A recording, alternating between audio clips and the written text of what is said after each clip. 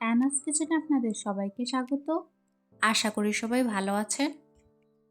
আজকে আমি বানাবো সম্পূর্ণ অন্যরকমভাবে করলা মাখা। এই করলা মাখা বানাতে কী কী উপকরণ নিয়েছি চলুন দেখে নেই। নিয়েছি করলা, আলু, রসুন, চিংড়ি মাছ ও পেঁয়াজ কুচি। প্রথমে কড়াইতে বেশ খানিকটা তেল দিয়ে গরম করে নিয়ে সামান্য নুন ও হলুদ গুঁড়ো দিয়ে দিব। এরপর করলা কুচি দিয়ে ভালো করে ভেজে নেব। সম্পূর্ণ তেল আমার লাগবে না, শুধু ভাজার জন্য আমি তেলটা একটু বেশি দিয়েছি। করলা কুচি ভাজা হয়ে গেছে, এখন একটি পাত্রে তুলে রাখবো।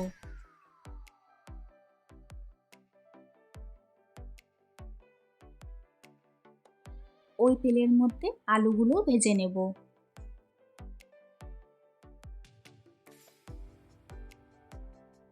আজকের রেসিপিটা যদি আপনাদের ভালো লাগে আমার চ্যানেলটিকে লাইক, শেয়ার, সাবস্ক্রাইব করে আমার পাশে থাকবেন। আলুগুলো ভেজে নিয়ে তুলে রাখবো। এখন ওই তেলে চিংড়ি মাছগুলো ভেজে নেব। 250 করলা ভাজার মধ্যে আমি 100 গ্রাম চিংড়ি মাছ দিয়েছি। এখন আমি কয়েকটি শুকনো লঙ্কা ভেজে নিচ্ছি। সবগুলো উপকরণই একে একে করে এইভাবে ভেজে নিতে হবে।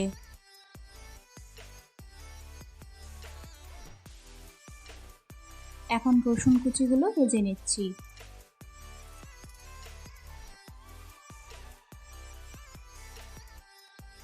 রসুন কুচি ভাজা হয়ে গেছে, এখন পেঁয়াজ কুচিগুলো দিয়ে দিব। আমি এখানে 3টে বড় সাইজের পেঁয়াজ কুচি নিয়েছি।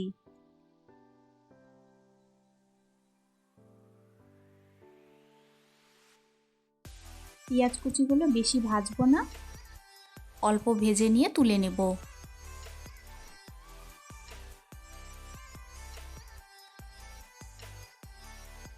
সবগুলো উপকরণই আমি একে একে করে ভেজে নিয়েছি।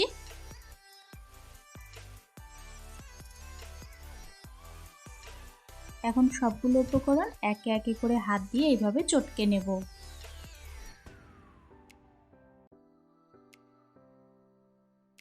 গরম ভাতে এরকম একটি রেসিপি থাকলে আর কিছুই লাগবে না।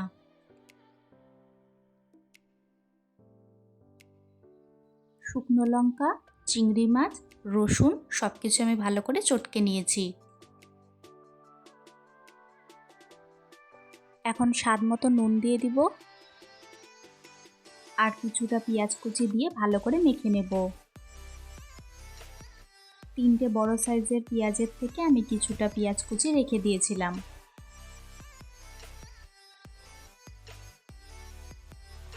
মাখার সময় 1 টিস্পুন সর্ষের তেল দিয়ে দিলাম।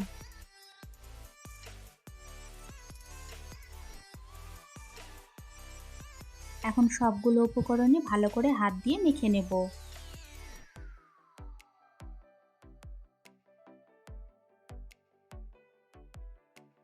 আমার রেসিপিটা ফলো করে এইভাবে একবার চিংড়ি মাছ দিয়ে করলা মাখা বানিয়ে খাবেন, আশা করি ভালো লাগবে। সবগুলো উপকরণই ভালো মতো মেখে নিলে তৈরি হয়ে গেল আমাদের আজকের রেসিপি, খুবই টেস্টি করলা মাখা। এই করলা মাখা কেউ একবার খেলে বারবার খেতে মন চাইবে। রেসিপিটি কেমন লাগলো অবশ্যই কমেন্টসে জানিও। আজকের ভিডিও দেখার জন্য আপনাদের সবাইকে অনেক ধন্যবাদ। সবাই খুব ভালো থাকবেন।